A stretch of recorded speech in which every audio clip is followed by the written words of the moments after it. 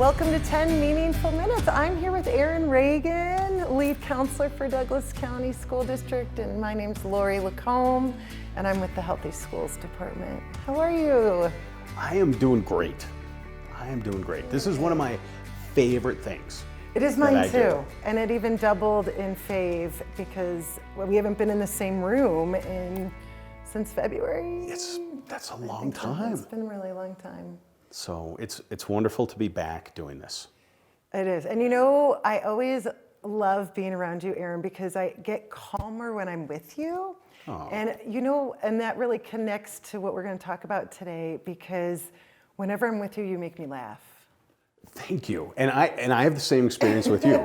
I feel more enlightened after spending time with you, Lori. It's so good. And so I've been thinking about laughter, and I want to talk about it today. Fantastic. So, you know, I really spend a lot of my time in the world of how we manage stress and how stress tries to manage us. And really tying in also these difficult times and how we build resilience. And laughter keeps coming up. And it's interesting, I'm in the middle of a book called Burnout. They talk a lot about the stress cycle. And we've talked about that last year a bit in one of our podcasts around mindfulness. But the thing about a stress cycle, so we have a stimulus, we have a stress reaction to it. Our body will create adrenaline and cortisol. And then what happens is we're supposed to come out of it. You know, the body's going to process those chemicals in the body, and we're supposed to come out of it. But what's happening is that we have stress reaction, but then we go right back into stress and reaction, and right back into stress and reaction.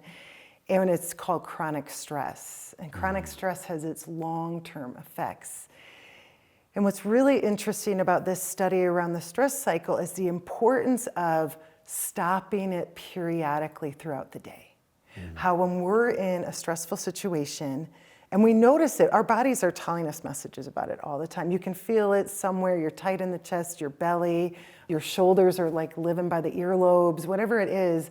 But we get all these messages, but how often are we taking a minute to go sit back and take some deep breaths, go for a little walk outside? But infusing laughter has the same effect on the stress cycle. It's so cool, right? Amazing. Did a little research for our podcast about what are the short-term and long-term effects about bringing more laughter into our lives. One part about laughter is like when we laugh, we bring in more oxygen, and oxygen is better for all our organs. And you had brought up a study. What was that study you just referred to about? There was a book written back in the early 80s. I think it was called The Healing Heart. And there was this guy, Norman Cousins, who he had some heart difficulties. I have not read the book. Okay. But I heard about it, and I've never forgotten it. He told anyone that wanted to come and visit him that they had to come with a joke or a funny story, and their mission was to make him laugh. And he really believed that through the power of humor, he could heal his heart. And I imagine he healed. And he did heal. Because he wrote the book. Because he wrote the book. So I've never forgotten that. Oh, that's cool. Well, when we laugh, we also create endorphins. And endorphins really, it helps break down inflammation in the body. And so that's another good reason to laugh and why it probably helped him. It also relieves your stress response and it soothes tension in the body. And so those are just like short term. So during our days when we're starting to feel stressed, if our teachers are feeling overwhelmed, I wonder, and parents too, who are also teachers now, taking those little moments just to find some laughter can really break up that stress cycle. But then there's also long-term effects. It can help improve your immune system. And the reason that works is because adrenaline gets your heart rate going, and cortisol affects digestion and sleep. We house most of our immune system in our digestive tract. And so if we're constantly throwing cortisol at it, we deteriorate it. And so when we're breaking that stress cycle, where we're lessening the cortisol, then ta-da, we have a better immune system.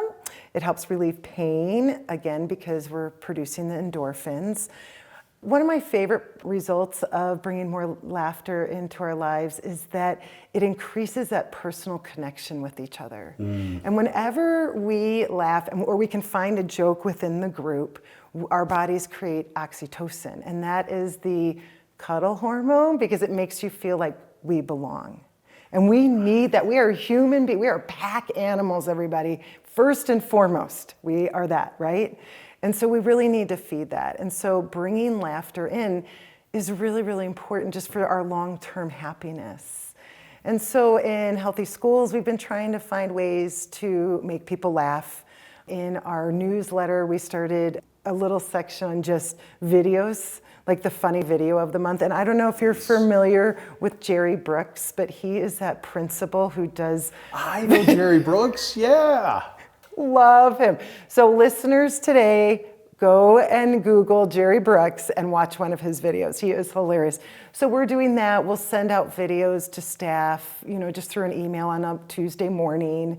At my house, we started playing games again. Excellent. And I love Clue. I don't know about you. Oh, we play love Clue. the We started game. playing Clue too. It is so much fun. Yeah. But watching my children, I've got the 17, 15, and 13-year-old at home. They laugh hysterically. Some other ways to bring in more humor, just sprinkle it around your house, sprinkle it around your workspace, get a funny card and send it to someone. These little things, find a great Netflix binge. There's a lot of people are addicted to Netflix for a reason. It makes us feel good. Yeah. It makes us laugh. It breaks the cycle. And we need that. There's some things you can do on Zoom calls too. Like now they have, you can do fun effects to your Google Hangout. I remember being on a CIPG call in last May and everyone had to wear a funny hat. And so that, just like these little things, But I thought the way to close this out is maybe you could tell us a funny story. I'll give it a shot. I'll give it a shot. Before I tell the story, I just want to say I love this topic, and I love the fact that we are actively encouraging people to engage with humor. Because I think so many times it's seen as a distraction or it's not taken seriously. But humor, it's just amazing that there's all this scientific evidence that points to how good it is for us. Yes. So Oh, good. thank you, Lori, for that. The story happens in Belize. I love that you've just been everywhere in the world. No, I haven't, but I spent a long time avoiding responsibility. But Well done. So the backdrop to the story is that I used to work in remote Alaska in the fishing industry, and I would make all this money. And after I graduated from college, my girlfriend at the time, now wife, and I would take these extensive backpacking trips, and we'd take buses through Central America. And so we found ourselves in Belize. We decided that rather than eat that day, we would go on the cheapest snorkeling trip we could find, which we did. And there's this group of islands off of Belize City. Key Kulker is one of them. It used to be the backpacker island back in the 90s. So we get on this boat and we start going to all these amazing snorkeling sites, and then we stop for lunch and they fed us like a pretty good fish lunch. It feels a little strange eating fish when our mission is to see the fish, but we didn't really connect it at the time. Well, but because that was going to be like our one meal that day, we ate a lot, So we get back in the boat and it's the afternoon, the wind is blowing and the boat is doing this. And it's this open air skiff kind of fishing boat. And there's the motion of the waves and the sun, and then there are diesel fumes. So we're smelling exhaust, and my wife was feeling queasy. And so we come to this stop, and she says, I don't feel that good. I think I might throw up. I'm like, well, look, let's get in the water. We'll swim around. We'll get away from the diesel fumes. I think maybe you'll feel better, So we get in the water, and there's no fish. And all of the other stops had been amazing. We had seen like incredible coral and there's no fish. So we're kind of looking around and then she signals me. And then I see that she's throwing up Oh, geez. in the ocean. And I think, oh no, this is terrible. But like a coward, I swim away from her because I don't want to, get puke all over me, So anyway, she kind of backs away from the puke in the ocean.